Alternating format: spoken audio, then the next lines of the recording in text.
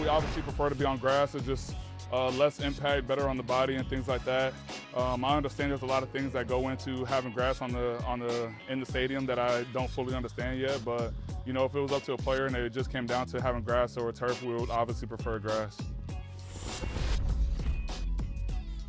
And that's Leonard Williams, Seahawks defensive lineman, earlier in training camp. Cooper Kupp made similar comments. 92% of all players prefer grass to turf, and we are still looking for any of the 8% that prefer artificial turf to grass. And here is why it is important. And just a quick background. This assault that we saw right before the World Cup final on social media, coordinated effort by the NFLPA to get players to say, hey, why not us for the grass? Yeah. Caleb Williams out there, why not us? Why don't you have grass fields for us? And my reaction was, a scattered approach isn't going to work. You need to focus one team at a time. Let's start with the Seattle Seahawks, one of the places where they went from turf to grass for the World Cup. You got a new owner coming in. Let's focus on that team. Let's try to flip the Seahawks. So, Vinod Khosla, who is yet to have a press conference, August 26th is the day that the owners are scheduled to vote on his bid to buy the team, and maybe he should want to not say too much about this topic before then because they may want him to hold the rope on artificial turf. There was a question he was answering on Twitter. The question was, sure would be nice to see beautiful green grass out there. What do you say, Vinod Khosla? Reposted with this by Khosla, who will be not the controlling owner. His wife's going to control the team, but he's the guy who's leading this bid to buy the team for more than, what's the magic number? 9-point-something billion. I can't remember the specific number, but I'd defer to the people at the Seahawks who know better than me, the team that got us the Super Bowl. Well, if you're going to defer to the people that won in the Super Bowl, I mean, if you're literally going to do that, then we already know. The team that got them the Super Bowl is the players. Yeah. And the players overwhelmingly want grass. So Yes. start ripping it up now. The coaches, the coaches in the front office will be on board too. It's only the owners that don't want this.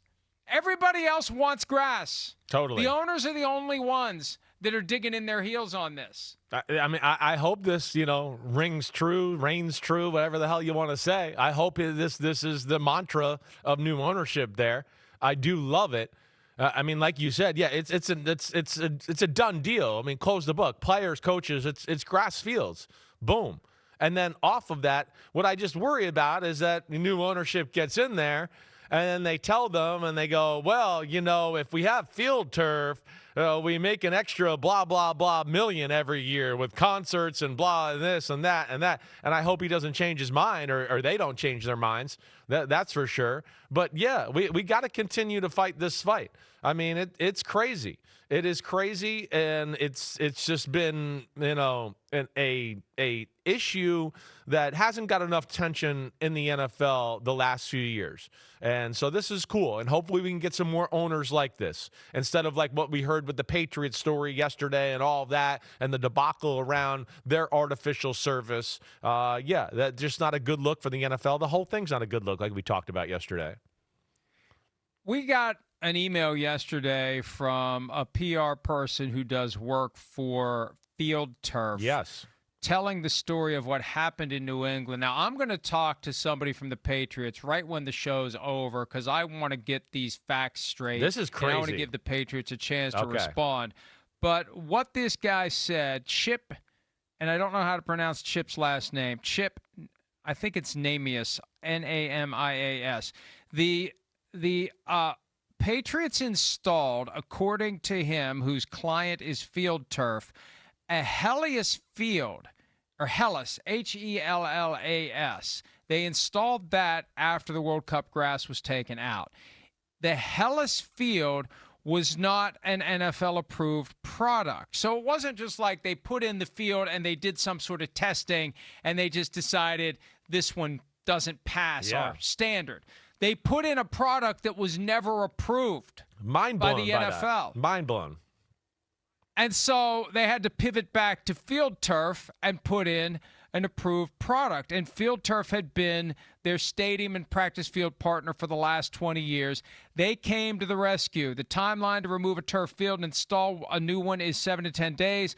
Working around the clock, field turf will complete the project on behalf of the Patriots in 3 to 4 days to ensure that Gillette is ready to go on Thursday night against the Colts. So why in the hell, and I'm going to find out the answer to the question at 9 o'clock as soon as the show's off the air, why in the hell would you use a product that hasn't been already approved by the NFL? How does that happen? That is mind blowing. I'll find out. Right? Yeah. It's. I mean, talk about a bad self-inflicted wound. I mean, not only is it bad enough that we're using artificial surfaces anyways, now we're going to use one that the NFL and the NFLPA didn't even approve. And we're just going to throw it down there because we got a good deal on it. And screw you guys, go play. It's just it's so messed up. And again,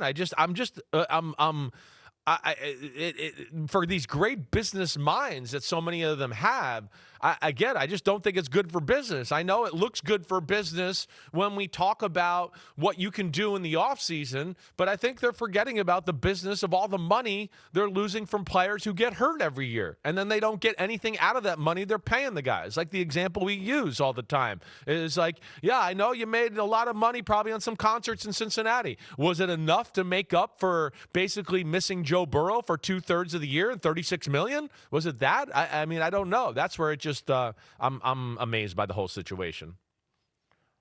Well, we'll find out more about this Patriots situation, and I'll have a post at PFT after I talk to them about whatever their response to this claim by Field Turf is, that they went with a non-approved product, and then with very limited time, 3 to 4 days, they had to scramble. My gut told me when I saw the story from Mike Reese of ESPN, this thing's being downplayed. This thing, yeah, you did say that. You said it on text. Well, yep, I know you did.